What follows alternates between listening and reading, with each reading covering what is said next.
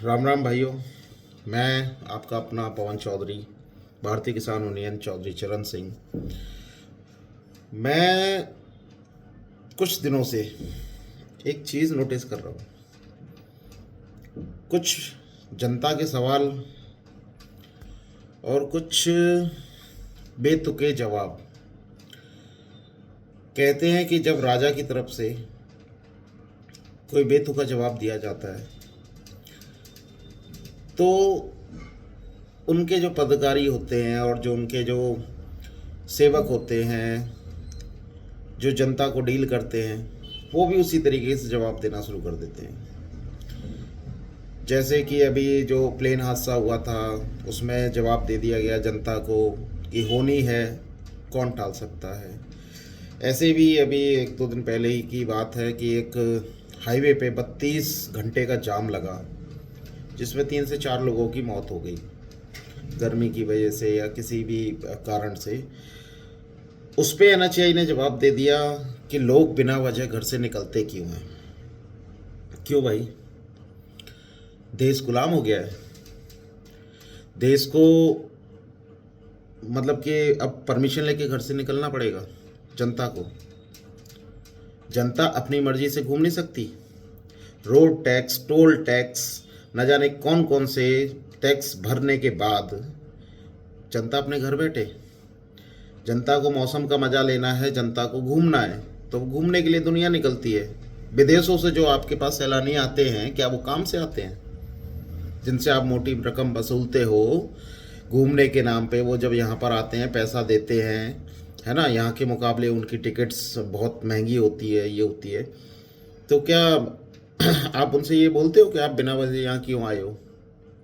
अपने देश की जनता से जब आप ये चीज़ बोलने लग गए हो, बेतुके जवाब जो आप लोग दे रहे हो ना इस समय पे, ये शायद जनता जो है कहते हैं ना कि शायद इनको भी समझ में नहीं आ रहा कि आखिर में तुम्हारा क्या हो रहा है। अगर ये गुलामी की जंजीरें डालना चाह रहे हो जनता की कहते ना पैरों में, कदमों में, तो इसकी सही बात है कि आपका कसूर नहीं है, कसूर तो जनता का है, जो उन्होंने बिना सोचे बिना समझे आप जैसे लोगों को कहते हैं ना एक ऐसे पायदान पे बिठा दिया है कि आपसे ना कोई सवाल करे और ना कोई उम्मीद रखे, क्योंकि जो करना है वो करे। टोल टैक्स पे गुंडे बिठा रखे हैं आपने मन चाहे जैसे पब्लिक के साथ। अगर गलती से उसका फास्ट टैग किसी वजह से काम नहीं कर रहा है तो या तो डबल पैसा दे जा या फिर मार मार खा ले, चाहे फैमिली हो साथ में या कोई हो, बुज़ुर्ग हो, कैसा भी हो, क्योंकि गुंडे हैं।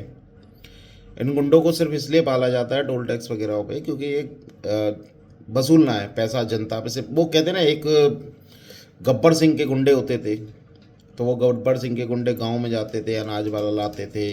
ऐसे ही एक घायल पिक्चर में जो अमरीश पुरी थे, है ना, तो कातिया के गुंडे थे। इस तरीके से गुंडे पाल रखे हैं आप लोगों ने पैसा वसूल करने के लिए, और इसी तरीके से आप पैसा वसूल कर रहे हो जनता से। किसान, जवान, इनकी तो कोई वैल्यू है ही नहीं। अगर टोल पे अगर एक जवान अपना कार्ड भी दिखा देता है तो आप उसे नहीं छोड़ते।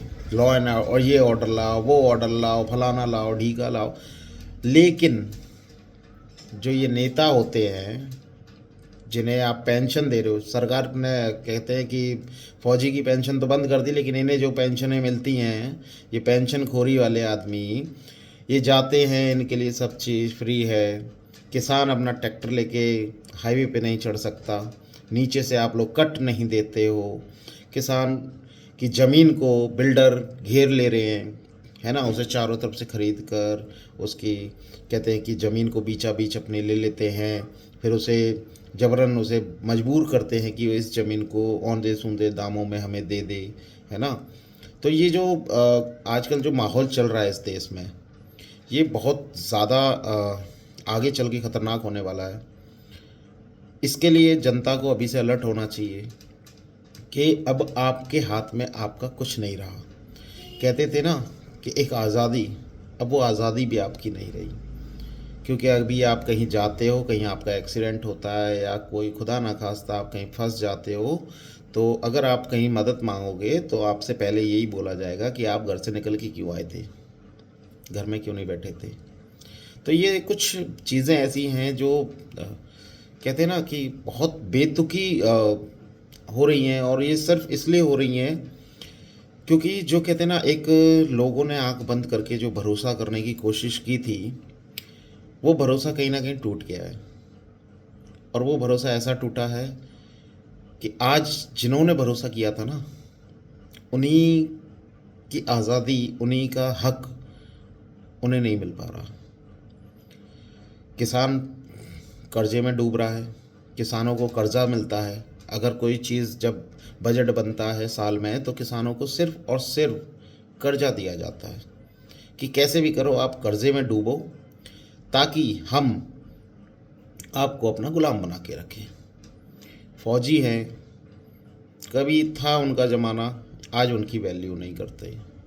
सिर्फ उनको सिर्फ एक सेना की तरह यूज़ किया जा रहा है कि उनकी कोई इज्जत सिविल में नहीं है। क्यों? क्योंकि निजीकरण इतने कर दिए हैं। निजीकरण वालों के लिए क्या सिविल, क्या डिफेंस, क्या कुछ भी नहीं है उनके लिए। निजीकरण है उनका, तो भाई पैसा दे रहे हैं सरकार को मुंह मांगा, वो क्यों बर्दाश्त करेंगे कि चाहे डिफेंस का हो या कोई डॉक्टर हो या मरीज हो, कुछ भी, उन्हें क्या मतलब है? उनको अपना पैसा फेंकना है उन्हें, क्योंकि निजीकरण ने इस देश पे कब्जा कर लिया है। और ये निजीकरण एक दिन इस देश को दोबारा से गुलाम बना देगा, और इसकी जिम्मेदार मौजूदा सरकार होगी, चाहे वो कोई भी हो। खेत खलियान बंजर होते जा रहे हैं। फर्टिलाइज़र, जो फेक फर्टिलाइज़र्स की जो कंपनियां हैं, वो जबरन ऐसा माहौल बना रही हैं कि किसान को गलत, फर्जी फर्टिलाइज़र दे रही हैं, उन्हें ऐसे पेस्टिसाइड्स वो दे रही हैं कि वो अपने खेतों में डाल रहे हैं। तो उनकी, किसानों की ज़मीन, फसल 1 साल 2 साल अच्छी हो रही है, लेकिन उसके अलावा उनकी ज़मीन जो है वो बंजर की कगार पे है। एक तरफ अभियान चलाया जा रहा है प्राकृतिक खेती का, लेकिन प्राकृतिक खेती का अभियान सिर्फ एक दिखावा है, जिसमें कि प्राकृतिक खेती के नाम पर जो ये फर्टिलाइज़र की जो उल्टी सीधी जो कंपनियां खोली जा रही हैं, है ना, केमिकल्स इतने ख़तरनाक हो चुके हैं कि आजकल पेट की बीमारियां और बेवजह मौतें इतनी बढ़ चुकी हैं कि शायद इंसान को कल का नहीं पता कि वो उसके साथ क्या होने वाला है। तो कुछ ऐसी ही चीज़ें हैं जिन पे एक दिन मैं लाइव भी आऊँगा, लेकिन अभी फ़िलहाल मैंने वीडियो बनाया है क्योंकि मैं चाहता हूँ कि आप मेरे वीडियो के माध्यम से थोड़ा बहुत तो कुछ सीखें, थोड़ा बहुत अपना दिमाग लगाएं कि आखिर में आपके साथ हो क्या रहा है। सिर्फ एक अंधभक्त बनकर, आंखें बंद कर कर जय हो नारे वारे लगाने से कोई चीज़ नहीं होती है। क्या आपको किसी चीज़ की आज़ादी मिल रही है? क्या रोज़ हमारे ऊपर हमले हो रहे हैं जिसकी वजह से कहते हो कि आप ये है वो है? देखिए, हमारी सरकार जब मजबूत है ना, जब हमारी सेना मजबूत है। हमारी सेना इतनी मजबूत है कि हमारी सेना को ना किसी सरकार की ज़रूरत नहीं है। वो मुंह तोड़ जवाब दे सकती है। पूरे हिंदुस्तान की सेना मिलकर एक वर्ल्ड को हरा सकती है, इतना उनमें मजबूता है। लेकिन उसके बावजूद ना जाने क्या हो रहा है। खैर, आज के लिए इतना ही। जय जवान, जय किसान, राम राम।